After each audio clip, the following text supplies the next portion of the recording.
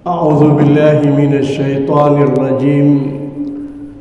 بسم الله الرحمن الرحيم. السلام عليكم ورحمة الله وبركاته. الحمد لله رب العالمين، والصلاة والسلام على أشرف الأنبياء والمرسلين سيدنا وحبيبنا وقرة أعيننا ومولانا محمد النبي الأمي وعلى آله وصحبه أجمعين. Ibu-ibu, bapak-bapak, muslimin muslimat rahimakumullah. Kita berkeluarga atas dasar perintah Allah Subhanahu wa taala untuk mengikuti jejak para nabi-nabi.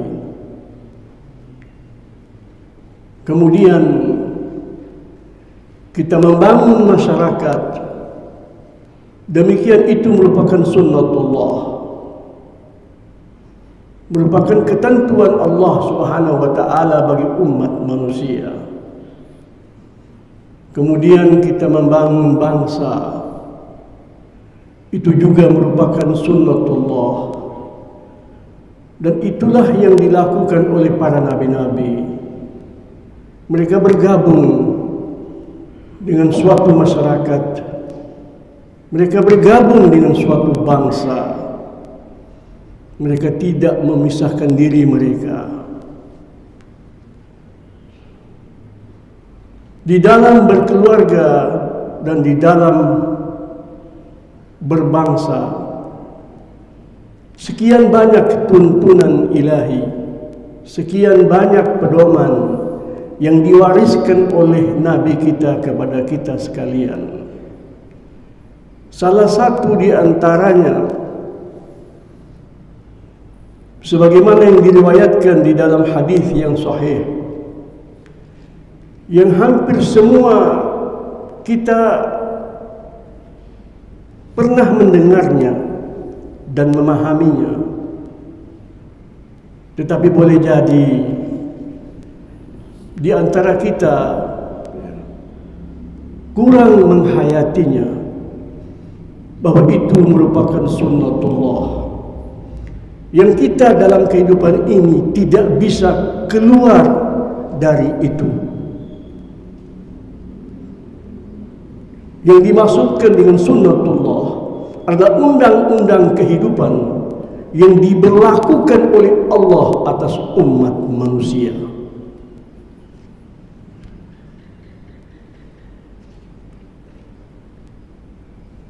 Yang saya maksudkan di sini adalah sabda Rasulullah sallallahu alaihi wasallam dari Abdullah ibn Umar radhiyallahu taala anhuma, annahu sami'a Rasulullah sallallahu alaihi wa alihi wasallam yaqul. Jadi sahabat Rasul, seorang pemuda, Abdullah, putranya Umar ibn al-Khattab, yang masuk Islam sebelum keislaman bapak beliau. Beliau menyatakan atau diriwayatkan kepada kita bahwa beliau mendengar langsung dari Nabi sallallahu alaihi wasallam yang bersabda, kullukum ra'in wa mas'ulun an ra'iyatihi. Setiap daripada kamu, wahai umat manusia, apalagi orang-orang yang beriman.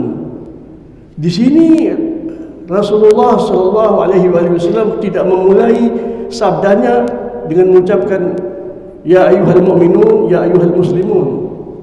Langsung kan, kullukum ra'in. Setiap dari kamu adalah penggembala. Makna aslinya itu penggembala. Sebagaimana kita menggembala domba-domba kita, kambing-kambing kita, ternakan-ternakan kita, itu kan merupakan kekayaan. Jadi suatu gambaran bahwa menjadi seorang pemimpin itu bukan saja dia memang mengatur, memanage, tapi di dalamnya ada keuntungan.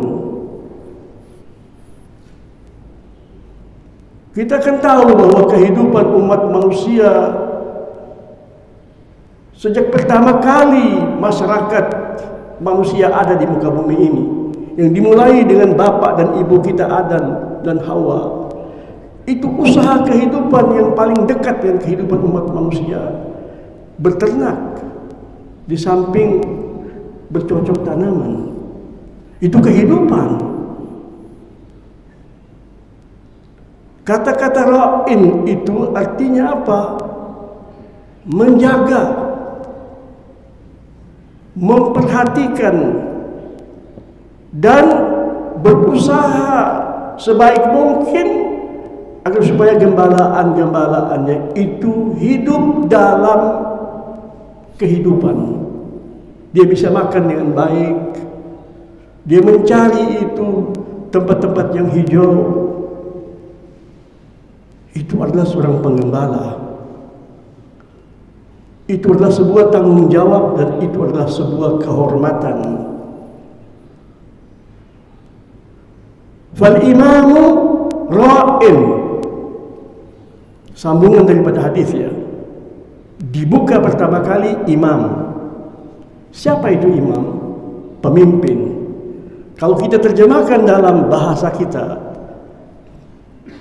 bahasa yang biasa kita gunakan, presiden.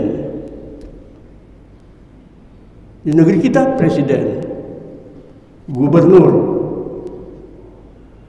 Makin tinggi, makin besar kedudukannya, makin besar tanggung jawabnya, makin banyak dia mendapatkan penghormatan. Itu kehormatan dari Allah Subhanahu wa ta'ala. Fal imamu ra'in, dia pengembala, dia yang menjaga rakyatnya, bangsanya, umatnya. Wa huwa mas'ulun an ra'iyati, kembali ditekankan oleh Rasulullah, dan dia itu bertanggung jawab terhadap kemaslahatan dan kepentingan rakyatnya. Warrajulu fi baitihi ra'in wa huwa mas'ulun an ra'iyatihi. Seorang lelaki yang dewasa, yang berkeluarga, dia pemimpin dalam keluarganya. Wa huwa mas'ulun an ra'iyatihi. Wal mar'atu fi baiti zawjiha mas'ulatun wa hiya mas'ulatun an ra'iyatiha. Seorang perempuan, seorang istri di rumah suaminya adalah seorang pemimpin, dan dia bertanggung jawab dengan keadaan apa-apa yang menjadi tanggung jawabnya, khususnya anak-anaknya. Wal khadimu, ini sebuah keluarga. Orang yang kita terima kedatangannya sebagai seorang pembantu, itu keluarga. Ini pembicaraan tentang keluarga belum habis. Wal khadimu fi mali sayyidihi, dalam harta kekayaan dan aset tuannya, mas'ulun, bertanggung jawab. Wa huwa mas'ulun ala ra'iyatihi, dia bertanggung jawab di hadapan Allah terhadap apa-apa yang dimandatkan kepadanya. Baru sebut anak, perhatikan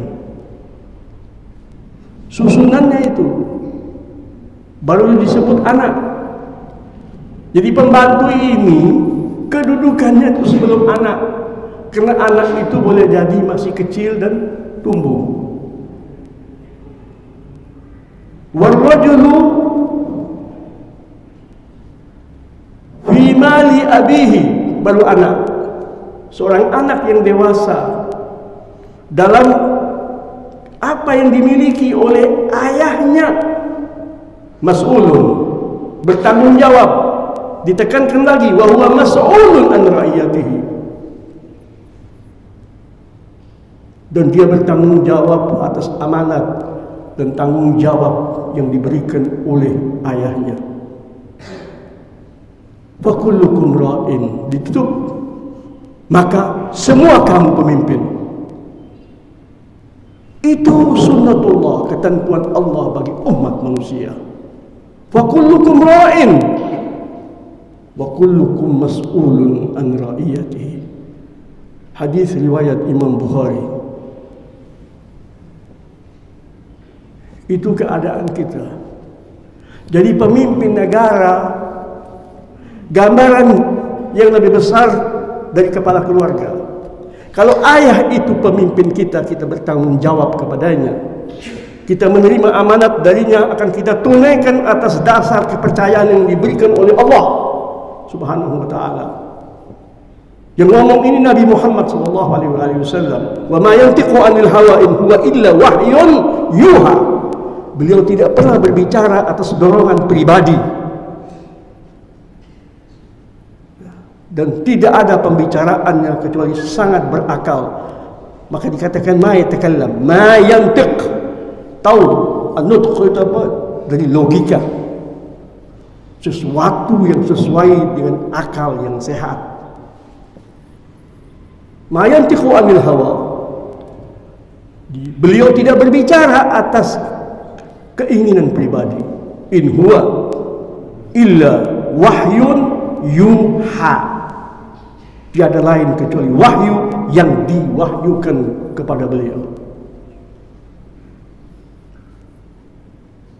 Pemimpin kita siapa? Seorang presiden. Boleh jadi kita tidak memilihnya. Di antara kita ada yang memilihnya dan ada yang tidak memilihnya. Tetapi ujung-ujungnya siapa yang menjadikan dia presiden? Allah. An atahu Allahul mulka. Kita orang yang beriman. An atahu Allahul mulka, atas dasar pemberian Allah kepadanya kekuasaan dan kerajaan. Firman Allah Subhanahu wa ta'ala,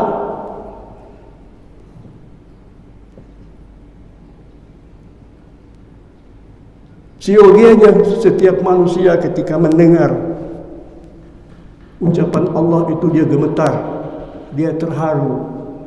Ternyata Allah juga yang menempatkan aku di sini. Sunnatullah. Allah jadikan kita umat manusia berhasrat untuk memilih Sayyidina Abu Bakar atau Sa'ad bin Ubadah atau Umar bin Khattab. Ujung-ujungnya lah Allah yang memilih. Anda senang atau Anda tidak senang?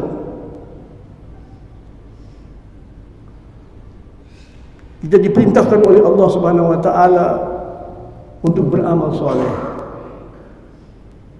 Apa artinya amal soleh? Tidak merusak. Maka kalau mau tahu apa itu amal soleh secara lebih sempurna, kita membaca Al-Quranul Karim. Segala sesuatu yang Allah bilang jangan, kebalikannya amal soleh. Jangan berbuat begitu, jangan merusak. Lawannya adalah kesolehan. Dan kesolehan itu bertingkat-tingkat, bapak-bapak. Bertingkat-tingkat. Kesolehan yang lebih menyebabkan kesejahteraan bagi umat manusia, derajatnya lebih tinggi. Kalau kita belajar pelan-pelan ajaran Islam, kita membaca Al-Quran dengan tafaqquh, kita akan merasakan itu. Itulah Islam.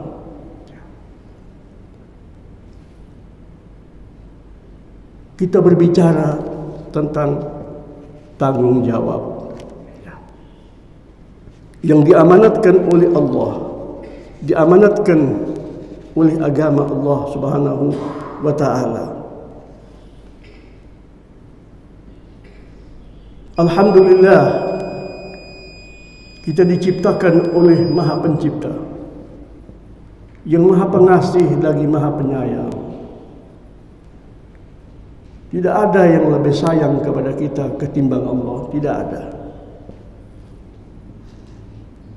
Dimanapun kita mencari, di langit dan di bumi, di dunia dan di akhirat, di mana saja, di liang kuburan, di alam rahim, alam dunia, alam barzakh, alam akhirat, kita tidak akan mendapatkan suatu apapun yang lebih sayang, lebih peduli, lebih kasihan daripada Allah Subhanahu wa ta'ala. Maka Allah Subhanahu wa ta'ala secara langsung ataupun tidak langsung mengingatkan kita, hambaku, jaga hak saudara kamu.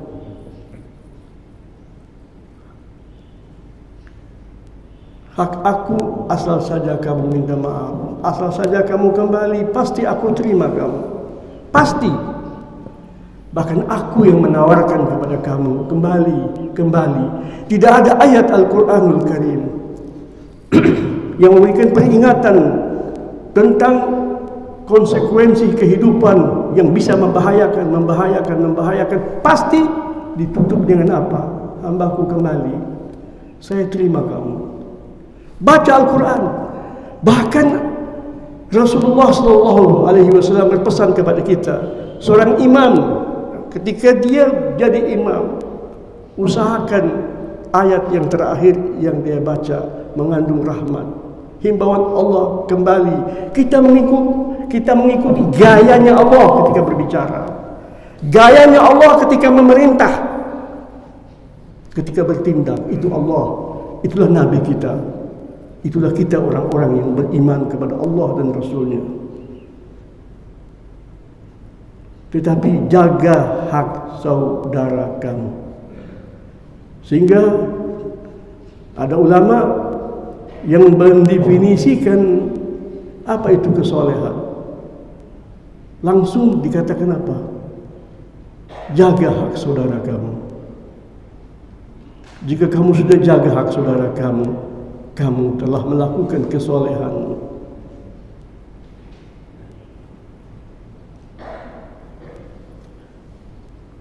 Allah Subhanahu wa ta'ala di dalam wasiat Allah kepada kita untuk menjaga hak manusia, Rasulullah sallallahu alaihi wasallam bersabda, nafsul mu'mini mu'allaqatun bidainihi hatta yuqda anhu.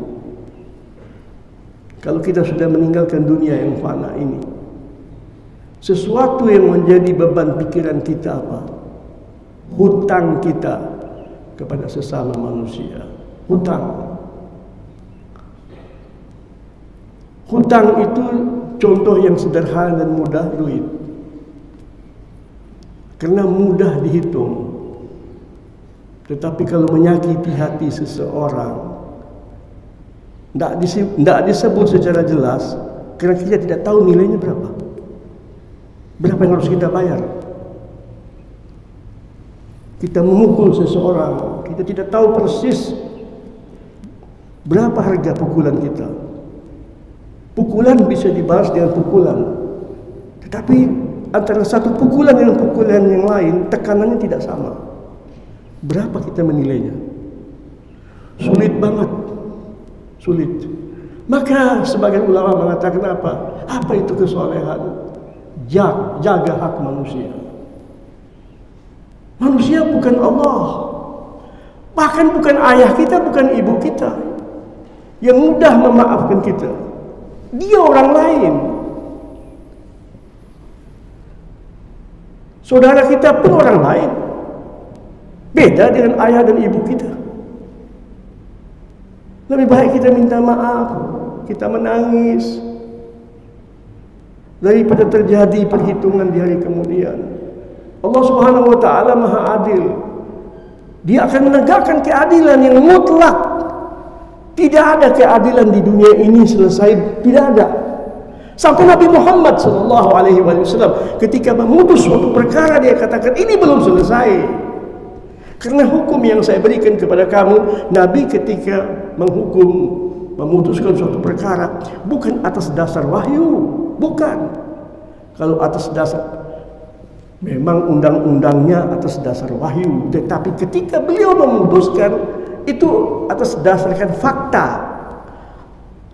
atas dasar pengaduan.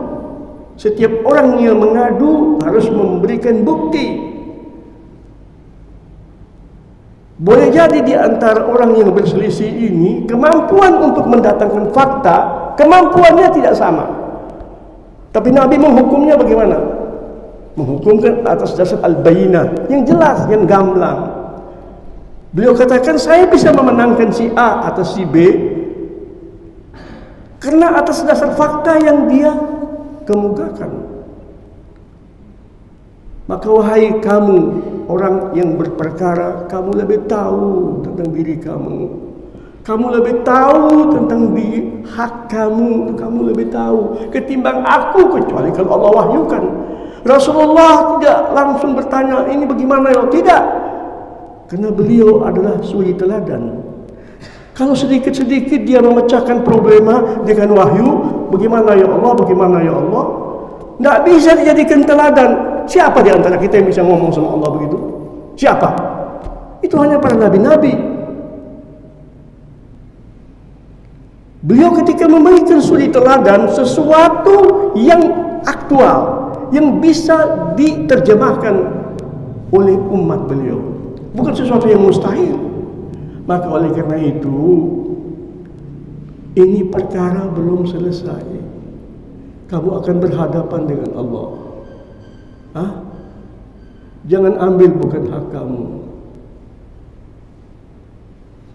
Kedua orang sahabat langsung mengatakan, kalau begitu, wahai Rasulullah, kalau sampai diadili di akhirat, enggak, saya salah, saudaraku yang betul, ini haknya dia, saya enggak mau. Saudaranya berkata, enak banget ente, tadi ente bilang segala macam ente yang punya ente, alhamdulillah. Sampai begitu, sampai Rasulullah sendiri tidak bisa menyelesaikan perkara, sehingga Rasulullah tawarkan, siapa di antara kamu yang punya anak laki? Saya. Siapa yang punya anak perempuan? Saya. Kawinkan mereka. Ini punya kedua mereka. Oke? Udah, jangan banyak ngomong lagi ya. Sehingga tidak ada pengadilan di akhirat. Itu namanya iman. Iman. Maka Rasulullah SAW sebelum meninggal dunia, subhanallah, Allah sudah menentukan sunnatullah. Para nabi itu berhutang, bukan tidak. Dunia ini, pernyataan Allah Subhanahu wa taala, barang-barang yang tidak ada pemiliknya, yang tidak tercatat ini milik siapa. Ini catatan yang betul. Kalau catatan yang palsu, wah, ini namanya palsu. Barang-barang yang tidak berpemilik di dunia ini, itu namanya apa? Al-Anfal. Kepunyaan siapa? Kepunyaan Allah dan Rasulnya Muhammad SAW. Secara kehidupan makhluk, siapa yang lebih kaya ketimbang Nabi Muhammad? Tidak ada.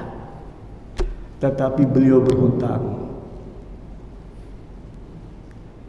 Berbulan-bulan tidak ada asap yang keluar dari rumah beliau. Kenapa? Beliau contoh bagi orang-orang yang mengalami kesulitan di dunia. Supaya kita tahu, para ulama mengatakan apa? Kalau kita hitung secara matematik, manusia di dunia ini yang paling sedikit mendapatkan kehidupan yang mau kita katakan apa ya? At-tamattu'. Artinya orang yang menikmati kehidupan material. Itu yang paling kecil Nabi Muhammad. Paling kecil. Sahabat-sahabat beliau lebih senang daripada beliau. Beliau menciptakan suatu masyarakat. Orang jadi makmur, jadi senang. yang tadinya di zaman jahiliyah itu begini dan begitu. Tetapi ketika beliau memimpin masyarakat ini makin hari makin makmur, makin senang. Dan beliau masih tetap seperti itu juga. Beliau bukan orang miskin loh. Bukan orang miskin. Beliau ketika menikah Siti Khadijah yang kaya raya itu, maharnya 20 ekor onta. Bapaknya ketika meninggal dunia meninggalkan beliau warisan 20 ekor onta. Jangan mengatakan Rasulullah itu memang orang miskin papa. Tahu dari mana dia? Hanya ingin menjadikan suatu pembicaraan itu begitu menarik. Kadang-kadang orang keliru ya, mendapat informasi. Tidak. Bani Hashim bukan orang miskin, bukan orang kaya raya, bukan. Di Mekah banyak orang yang lebih kaya daripada mereka. Mereka orang yang paling terpandang dan paling terhormat. Mereka pemimpin, diangkat oleh masyarakat. Semuanya menyatakan pemimpin kami Bani Hashim. Itu penyebabnya Abu Jahal tidak mau beriman kepada Nabi Muhammad, karena gengsi duniawi.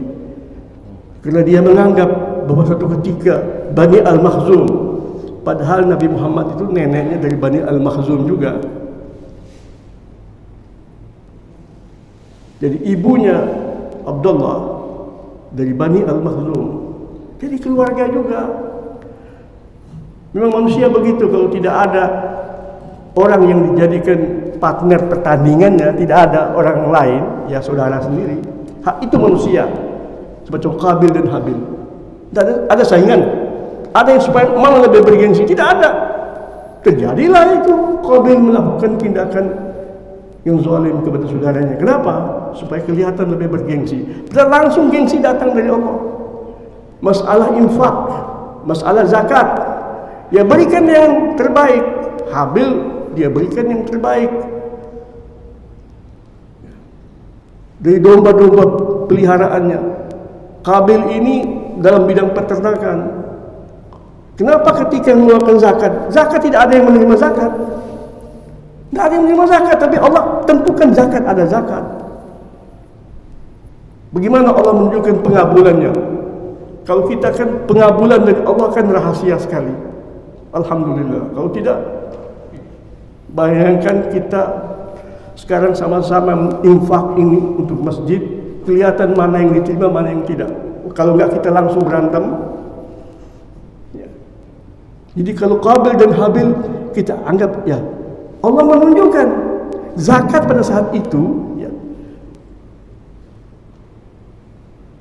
Qabil itu dia bekerja dalam bidang peternakan, katakanlah dalam bahasa kita ini, beternak dia. Nah, Habil, masya Allah, ya, tidak ada penyaing, tidak ada pesaingin sama sekali itu. Kebun-kebun apa semua tumbuh di muka bumi ini begitu saja.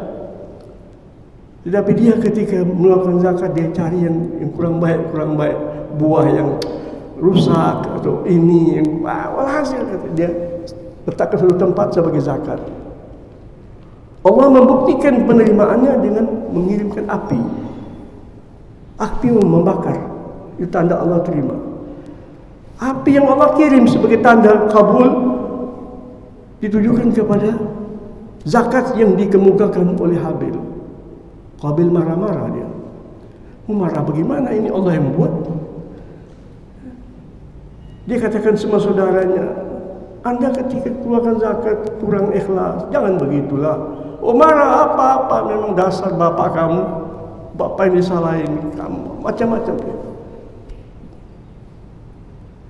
Alhamdulillah Allah menerima kita punya amal dengan penuh rahasia. Ini masalah hak di antara manusia tadi. Sehingga ad-duyun sya'nuha indallahi azimun. Demikian ungkapan ulama. Hutang itu Sya'nun. Kata-kata sya'nun artinya apa? Masalah genting. Kejadian yang menimbulkan kegentingan. Hutang. Indallah, dalam penilaian Allah, di sisi Allah, azim, sesuatu yang agung, sesuatu yang amat genting. Oleh karena itu, ayat yang terpanjang di dalam Al-Quranul Karim adalah ayat 282 dari surat Al-Baqarah. Satu halaman. Saya bawa ini surat Al-Baqarah di hadapan saya. Mari kita baca, paling tidak sebagian daripada ayat ini. Ayat 282. Ya ayyuhalladzina amanu, wahai orang-orang yang beriman, idza tadayantum bidainin ila ajalin musamma faktubuhu. Jika kalian bermuamalah, mengadakan hubungan bisnis, ya, kira-kira begitu, dan terkandung di dalamnya hutang piutang. Hutang artinya apa? Sesuatu yang tidak dibayar tunai. Jika terjadi hubungan bisnis di antara kalian mengenai hal-hal yang tidak dibayar tunai, tetapi ditentukan kapan penyelesaiannya, ila ajalin musamma faktubuhu. Perintah Allah Subhanahu wa taala, dicatat.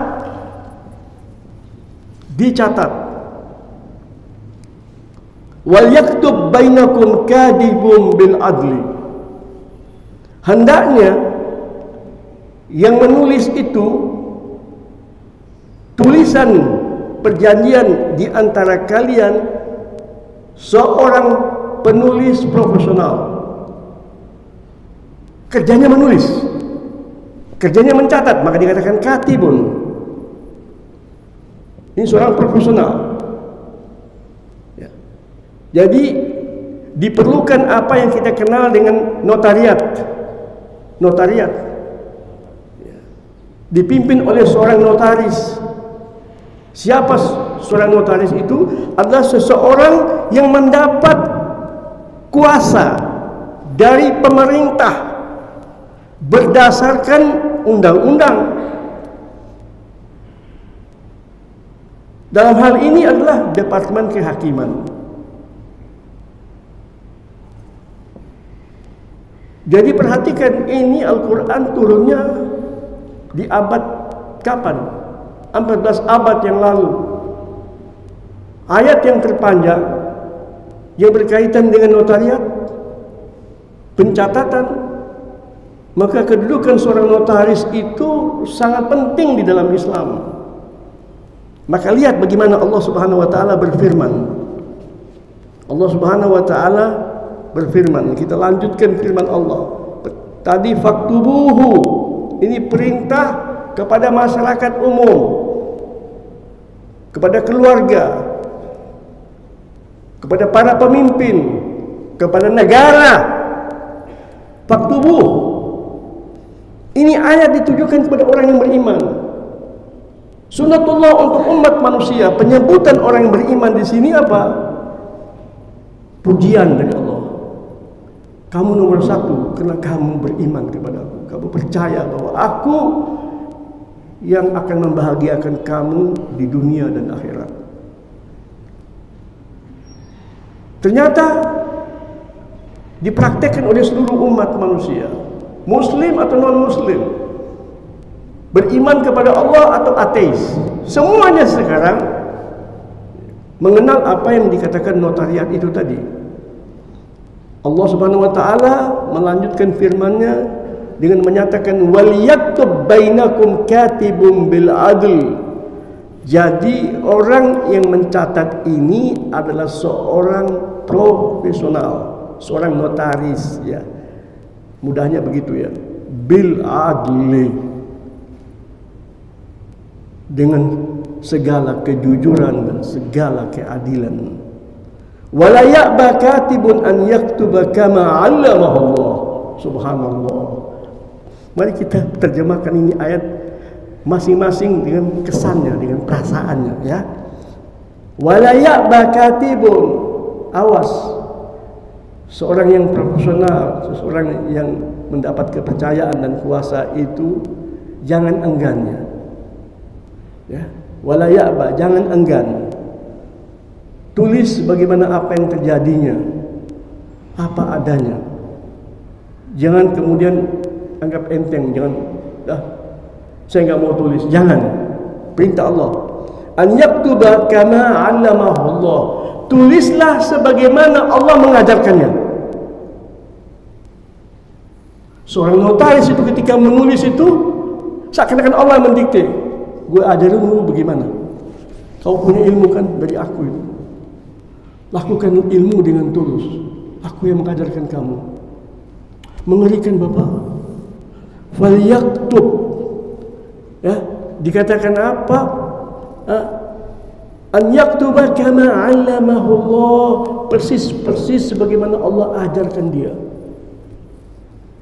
Allah yang mengajar orang ketika berilmu. Falyaktub, kemudian dikatakan hendaklah dia menulis. Pertama kali apa? Hendaklah dia menulis persis bagaimana Allah mengajarkan dia. Dihadirkan Allah. Kemudian Allah katakan apa? Falyaktub, hendaklah dia menuliskan. Wal yumlil ladzi alaihil haqq, dan dia bukan asal menulis, dia harus menulis persis seperti yang didiktekan orang yang berhutang. Saya terjemahkan ya, wal yumlil ladzi, yumlil itu apa? Imla, ya. Hendaklah orang yang di atasnya kebenaran. Hak itu kebenaran, hak orang lain itu kebenaran dia. Kalau kamu ingin benar, hormati kebenaran. Dan kebenaran itu nama Allah, Al-Haq Jalla Jalaluh. Maka hendaklah yang berhutang, yang di atasnya ada hak orang lain, dia yang mendiktekan. Kenapa dia yang mendiktekan? Dia yang paling berkepentingan hutang itu dicatat.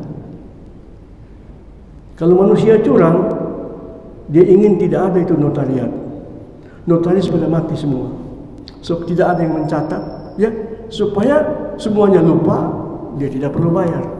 Tapi Allah mengatakan tidak begitu hambaku. Yang paling berkepentingan supaya hutang itu dicatat siapa? Yang berhutang. Sebab orang yang punya hak itu, haknya tidak sampai kepadanya, tidak akan hilang.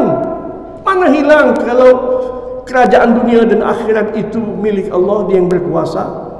Kalau sampai hilang, itu penguasanya yang tidak sempurna.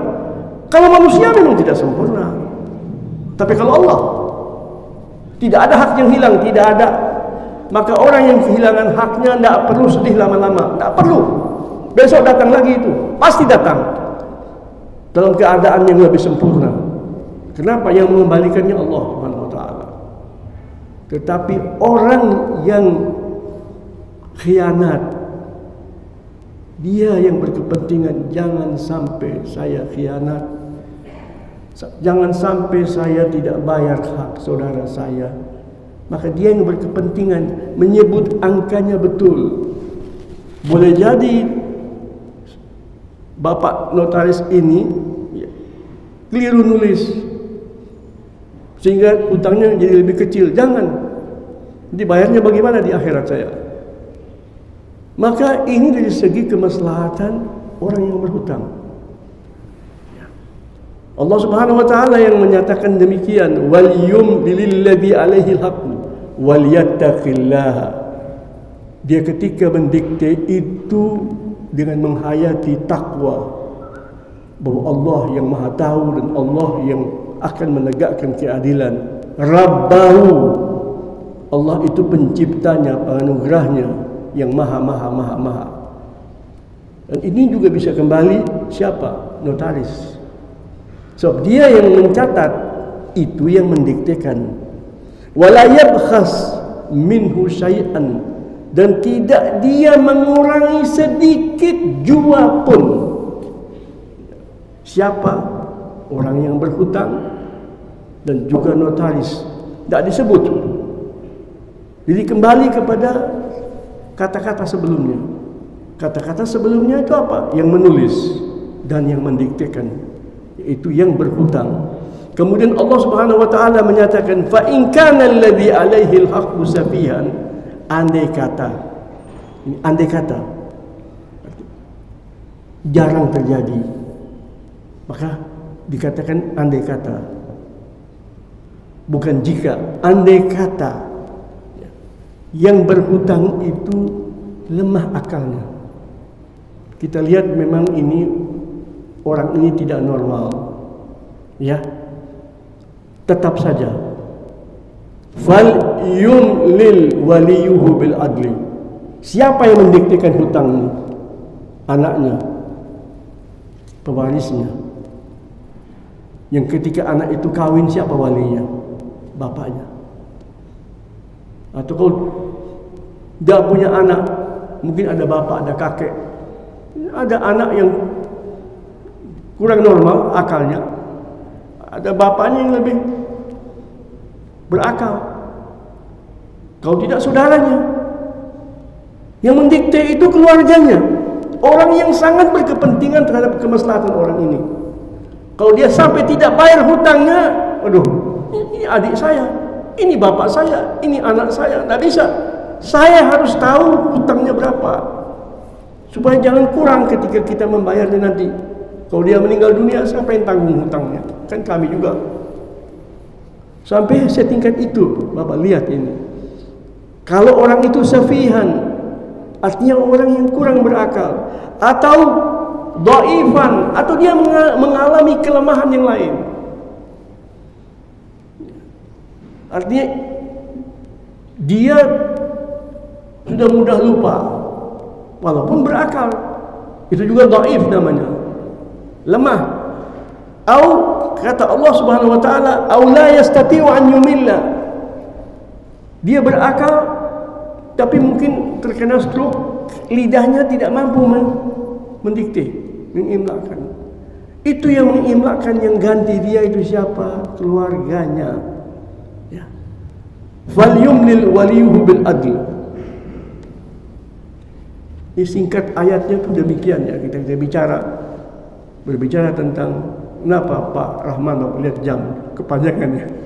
Iya, seorang pembicara kalau begitu dia harus berhenti bicara. Bukan, saya tidak mau memberatkan umat. Itulah kita dalam posisi ya wajib menyampaikan pesan Allah, tapi wajib juga ya memaklumi keadaan umat manusia. Nanti kita lanjutkan dalam kesempatan yang lain ya, insyaallah taala.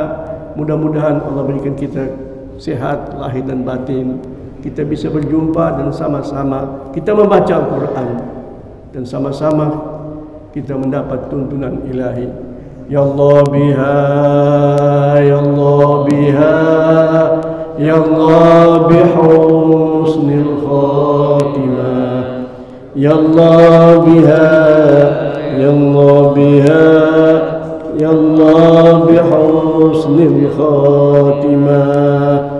Ya Allah biha, ya Allah biha, ya Allah bihusnil khatimah.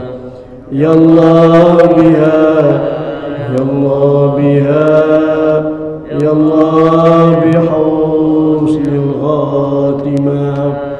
Alhamdulillahi rabbil alamin. Wassalatu wassalamu ala ashrafil anbiya'i wal mursalin Sayyidina Muhammadin wa wa ala alihi wa sahbihi ajma'in. Ya Allah Tuhan kami, Tuhan yang memiliki sifat-sifat yang maha sempurna, curahkan salawat-Mu, salam dan barakatmu atas penghulu kami, Nabi kami, hamba dan kekasih-Mu Muhammad, serta keluarga beliau yang Engkau sucikan. Ya Allah Tuhan kami, anugerahkanlah ridha-Mu yang seagung-agungnya, rahmat-Mu yang seluas-luasnya, derajat dari-Mu yang setinggi-tingginya atas para pendahulu kami, sahabat-sahabat Nabi kami. Ya Allah Tuhan kami, Engkau mendengar apa yang kami bicarakan. Maafkanlah kesalahan-kesalahan kami, ya Allah. Ampunilah kebodohan-kebodohan kami. Betapa banyak kami ingin berbuat baik, tetapi jatuh dalam kesalahan karena kami zalim, tanpa kami sadari, karena kami bodoh, ya Allah. Ya Allah, ampunilah kami, ya Allah. Maafkanlah kami, ya Allah.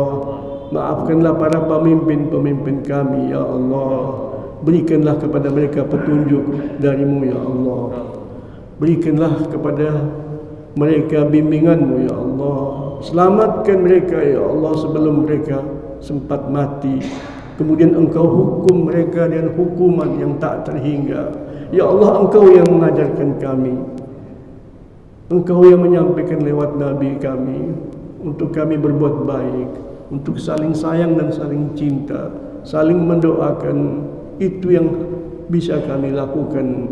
Ya Allah, jika para pemimpin kami jadi bapak-bapak yang tulus kepada anak-anak yang menjadi tanggungannya, tentu kehidupan kami akan menjadi lebih baik, ya Allah. Ingatkan mereka, ya Allah, terhadap masa depan mereka, di mana mereka pada saat itu bukan lagi menjadi wali-wali. Mereka adalah hamba-hamba Allah yang biasa.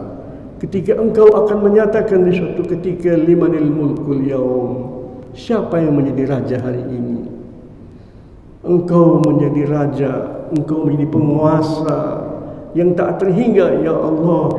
Sejak kapan? Sebelum ada zaman, sebelum ada makhluk, ya Allah, Engkau penguasa yang tidak ada duanya. Dan sampai waktu yang tak terbatas, ya Allah, itu Engkau, ya Allah. Engkau hanya berfirman pada hari itu, karena manusia lupa ketika Engkau berikan kepadanya amanah. Ya Allah, selamatkanlah mereka. Dengan itu Engkau menyelamatkan kami semuanya. Kami berdoa untuk para pemimpin kami, mau tidak mau, ya Allah, kami akan mendoakan mereka, suka atau tidak suka.